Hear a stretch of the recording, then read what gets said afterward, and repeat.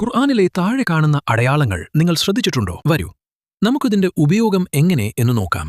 ഇതുപോലുള്ള Islamic related വീഡിയോകൾക്കായി channel subscribe ചെയ്തു വെച്ചോളൂ. തീർച്ചയായും ഉപകാരപ്പെടും.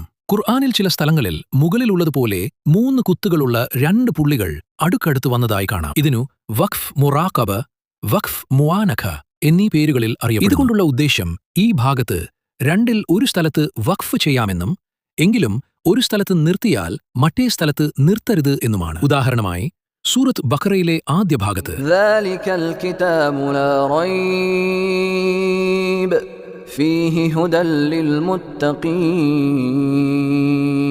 ഈ ഭാഗത്ത് ലാ റൈബ എന്ന് നിർത്തി ഓതാം, അല്ലെങ്കിൽ ഫീഹ ആകുമ്പോൾ നിർത്താം. ശ്രദ്ധിക്കേണ്ടത്, രണ്ടിടത്തും നിർത്തി ഓതാൻ പാടില്ല, ഒരിടത്തു മാത്രം നിർത്തി ഓതാവുന്നതാണ്. ഇതിനാൽ ഈ 2 സ്ഥലത്തും നിർത്താതെ വായനം ചെയ്യുന്നതാണ് ഏറ്റവും അനുയോജ്യം. പാരായണത്തിനിടയിൽ ഈ 2 വഖഫ് ചെയ്യാൻ പാടില്ല.